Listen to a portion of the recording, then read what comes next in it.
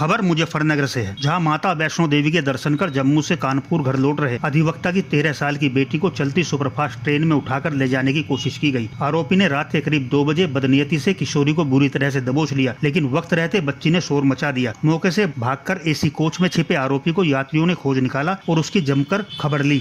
GRP police के हवाले कर दिया, लेकिन लापरवाह सिपाही ने आरोपी को मुजफ्फरनगर रेलवे स्टेशन पर बिना किसी कार्रवाई के ही छोड़ दिया। पीड़ित अधिवक्ता ने घटना के कुछ देर बाद ही पूरे मामले को लेकर वीडियो के साथ ट्वीट कर कार्रवाई की मांग की तो हड़कंप मच गया। जीआरपी के सीईओ की बात माने तो इस मामले में मुकदमा दर्ज कर कानूनी कार्रवाई की जा रही है। दरअसल कानपुर सिटी के रहने वाले एक अधिवक्ता चैत्र नवरात्र के अवसर पर अपने परिवार के साथ जम्मू में माता वैष्णो देवी के दर्शन के लिए गए थे। बुधवार को वो परिवार समेत सूबेदारगंज सुपरफास्ट एक्सप्रेस ट्रेन से वापस कानपुर लौट रहे थे। ट्रेन के कोच नंबर S6 की ऊपरी बर्थ पर 13 साल की बेटी, मिडिल वाली सीट पर पत्नी और नीचे वाली सीट पर खुद अधिवक्ता सोए हुए थे। देर रात करीब 2 बजे जैसे ही ट्रेन सहारनपुर जिले से देवबंद से निकलकर मुजफ्फरनगर के पास पहुंची, वैसे ही एक अज्ञात शख्स चुपके से ऊपरी बर्थ पर चढ़ गया और अधिवक्ता की बेटी को दबोचकर उसे उठाकर ले जाने की कोशिश करने लगा। अचानक हुए हमले से किशोरी घबरा गई और उसने शोर मचा दिया। बच्ची के विरोध करने पर आरोपी मौके से भागकर दूसरी बोगी में जाकर छिप गया। इधर अचानक हुए इस वारदात से बच्ची बुरी तरह से घबरा गई। अधिवक्ता ने अन्य यात्रियों की मदद से आरोपी को दूसरी बोगी से पकड़कर जीआरपी के सुपुर्द कर दिया, लेकिन जैसे ही ट्रेन मुजफ्फरनगर आकर रुकी तो वैसे ही लापरवाह सिपाही अमित ने आरोपी को बिना किसी कार्रवाई के छोड़ दिया।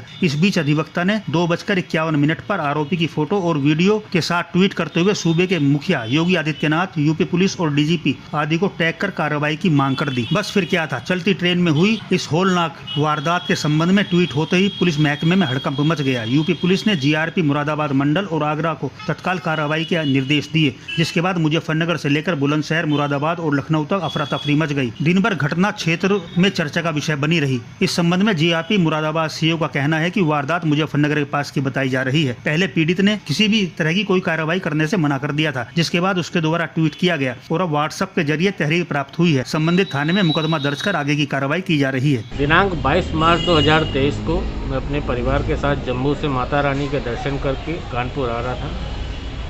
रास्ते में मुजफ्फरनगर के पास S6 कोच में एक व्यक्ति चढ़ता है, जिसमें मेरी बेटी सो रही थी। उसके साथ उसको उठा ले जाने का प्रयास करता है, बदतमीजी करता है। बेटी के शोर मचाने पे हम लोग जाग जाते हैं और लोग भी जाग जाते हैं, उसको पकड़ने का प्रयास करते हैं। तो वो काफ़ी समय बाद एक डब्बे में कोने में लेटरिन के पास छुपा मिलता है। जीआरपी के सिपाही को बुलाकर उसके सुपुर्द उसको कर दिया गया है।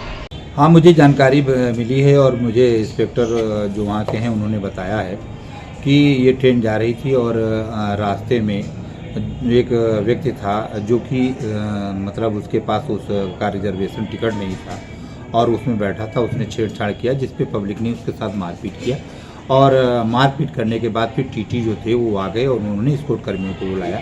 स्कॉट कर्मी आए उनके और जो वादी जो पीड़िता थी उसके पिता से कहा कि आप तहरीर दे दीजिए और उसी आधार पर मैं लिखित चलित FIR करा देता हूं और मुलजिम को मैं सुपुर्द कर देता हूं।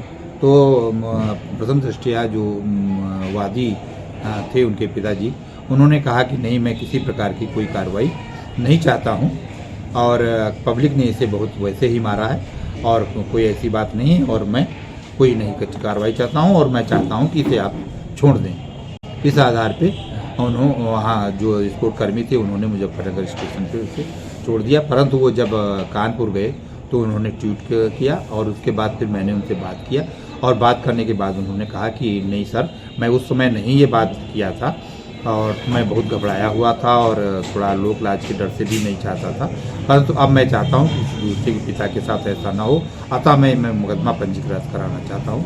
उन्होंने व्हाट्सएप पे तहरीर भेजा है जो संबंधित थाने में इसका अभियोग पंजीकृत किया जा रहा है उचित धाराओं में और उसके विरुद्ध कार्रवाई की जाए।